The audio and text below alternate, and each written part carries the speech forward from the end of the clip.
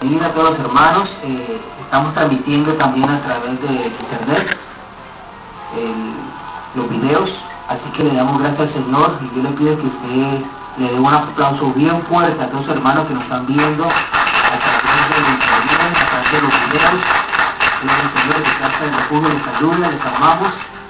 Estamos aquí, si no tienen de congregarse, estamos aquí como hombres y mujeres de Dios dispuestos a ayudarles, dispuestos a enseñar la palabra, así que sean bendecidos. Si usted está sin congregarse, le inquietamos, le estimulamos que se congregue y estamos a su disposición. Amén. Ok, vamos a empezar. La semana pasada estuvimos estudiando y hemos dado una serie de enseñanzas sobre los materiales de nuestra casa espiritual. ¿Cuántos se acuerdan de eso? Estamos estudiando hace mucho tiempo de dónde tiene que caer la semilla. ¿Dónde tiene que caer la semilla? Venga conmigo, la semilla tiene que caer en buena tierra. En buena tierra. Entonces cada uno de nosotros tenemos que tener un corazón dispuesto para recibir la poderosa palabra de Dios. Cada uno de nosotros tenemos que estar entrenados en la palabra del Señor. Entonces la semana pasada vamos a hacer un recuento bien rápido para entrar en la enseñanza de este día. Estamos estudiando con la velocidad de la palabra de Dios. Entonces, escudriñamos la Escritura y nos dimos cuenta de que a Jesús vino un hombre que era un hombre que estaba en autoridad, amén, un centurión. Y este hombre, cuando tenía una necesidad, su criado estaba enfermo, estaba atormentado. Hay dos ejemplos muy claros en la palabra del Señor donde refiere esto. Uno era un centurión que estaba enfermo y otro, su criado, perdón, y otro era su hija. Entonces simplemente este hombre, cuando vio que Jesús iba a su casa, simplemente dijo: Señor, yo no soy digno que entres en mi casa, solamente que le digo que di la palabra, o sea, lanza la palabra, porque dijo este hombre, mira, aquí hay mucha revelación, porque fue una de las partes que Jesús dijo: no he encontrado en ninguna otra parte, he encontrado fe como en este hombre. Entonces este hombre dijo: Señor, yo no soy digno que entres en mi casa porque yo estoy un hombre que está bajo autoridad y también tengo hombres bajo mi orden, que le digo a este vaya y a este va, y todo lo que yo hable, todo lo que yo ordene se cumpla. Entonces este hombre está entendiendo que Jesús también tenía una autoridad, no en esta tierra exactamente como este hombre la tenía, sino que Jesús tenía una autoridad mayor, porque Jesús tenía una autoridad que le decía a los demonios, a la enfermedad, incluso a sus discípulos, en este entrenamiento, esta universidad teológica que Jesús le dio a sus discípulos, por decirlo así, 3 años, que llamaba a varios discípulos. Por eso le voy a decir una cosa, un paréntesis aquí: cuando el Señor le llama a hacer algo, obedezca esa palabra. Cuando el Señor le diga a usted: mire, te necesito haciendo esto, o ven y siga, porque le doy un llamado, usted siga a Jesús. Entonces estos hombres, estos discípulos, tuvieron 3 años de estudio intensivo a la palabra. No solamente, escúcheme bien, porque una de las cosas es usted venir a sentarse a un instituto teológico, a una universidad, y recibir una enseñanza teológica o una enseñanza que usted, el maestro se para y le enseña. Jesús, aparte de enseñarles de una manera de palabra, les daba palabra, aparte de eso, Jesús les dio experiencia.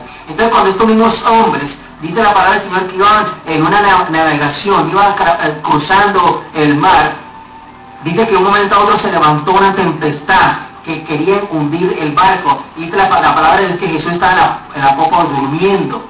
Entonces Jesús se levantó y reprendió los vientos. Y los discípulos dijeron: pero ¿quién es este hombre que aún los vientos le obedecen? Entonces todo esto está hablando de autoridad, de la palabra. Cuando este hombre dijo: Señor, simplemente di la palabra y mis siervos andarán. Entonces nos dimos cuenta que cuando Jesús, en uno de estos capítulos que leímos, dice que Jesús dio la palabra. Dice que el hombre dijo, cuando llegó a su casa, dijo exactamente a qué hora mi hija empezó a ponerse bien. Y le dijeron: a esta hora. Y este hombre comprendió que a esta misma precisa hora Jesús había lanzado la palabra. Entonces, no importa la distancia, no importa usted donde esté, no importa la situación más adversa, que cuando viene la palabra de parte de Dios y sale por su boca como el rema de Dios, como el espada del filo, esa palabra llega en el momento que usted, a través del Espíritu Santo y revelación de Dios, lanza esa palabra. De este preciso momento llega donde tiene que llegar y rompe y quebranta y sana. ¿Cuántos dicen amén a esto? Entonces esto nos da entendimiento a nosotros de de que no importa la situación, no importa la dificultad, no importa las circunstancias que nos están rodeando, simplemente tenemos que decirle al Señor: Jesús, di la palabra, Jesús, revélame la palabra para que salga por mi boca de una manera tan sobrenatural que esa palabra va a impactar y esa palabra va a cortar y esa palabra va a ir. Entonces también escudriñamos, estamos mirando sobre la luz y todas estas situaciones. Estamos también mirando que el ser humano construyó unos aparatos de aviación, unos aviones muy rápidos, que estos aviones rompen la barrera del sonido. Escudriñamos también la escritura y estuvimos investigando muchas cosas y dijimos, un ejemplo, vamos a mirar aquí rápido, que la distancia del Sol a la Tierra son 150 millones de kilómetros. Y según los científicos dice que un rayo de luz se demora en llegar del Sol a la Tierra, se demora en llegar en 8 minutos. O sea, usted se imagina a la velocidad que viaja ese rayo de luz. 150 millones de kilómetros separan el Sol de la Tierra, y un rayo cuando sale del Sol a la Tierra se demora 8 minutos en llegar. Entonces imagínense, si la misma palabra dice que Jesús es la luz del mundo, y Jesús cuando él dijo, las palabras que yo hablo son espíritu y son vida. Cuando el Señor Jesús lanza la palabra, esa palabra llega, toca y transforma y cambia. Amén. Ahora, en esta oportunidad vamos a estar enseñando, vamos a ver eso allí, vamos a estar enseñando algo muy particular en cuanto a la palabra, en cuanto al poder de la palabra. Vamos a tocar dos tópicos en esta mañana. Yo quiero que vayamos todos rápidamente al libro de Marcos, capítulo 11. Marcos, capítulo 11. Yo le recomiendo que traiga su libreta y notas, traiga sus apuntes, escriba, para que la palabra de Dios no se torne vacía, no sé, sino que esa palabra... Marcos 11, ¿qué? 11. ¿11 qué? 12. Amén. ¿Lo tienes todos? Ok. Mira lo que dice la palabra. Yo quiero que prestamos completa atención en lo que refiere a la palabra. Aquí hay mucha revelación. Dice lo siguiente. Dice, al día siguiente, cuando salieron de Betania, ¿qué dice allí? ¿Quién tuvo hambre? Jesús tuvo hambre. Diga conmigo, Jesús tuvo hambre. Y viendo de lejos una higuera que tenía ¿qué? Hojas.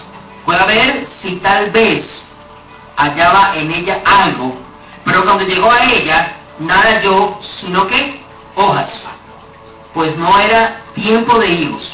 Entonces Jesús dijo a la higuera, nunca, jamás coma nadie fruto de ti. ¿Y lo oyeron qué? Sus discípulos. Vinieron pues a Jerusalén, y entrando Jesús en el templo, comenzó a echar fuera a los que vendían y compraban en el templo, y volcó las mesas de los cambistas y las sillas de los que vendían palomas, y no consentía que nadie atravesara el templo llevando utensilio alguno, y les enseñaba diciendo, no está escrito, mi casa será casa de oración para todas las naciones, mas vosotros la habéis hecho cueva de ladrones.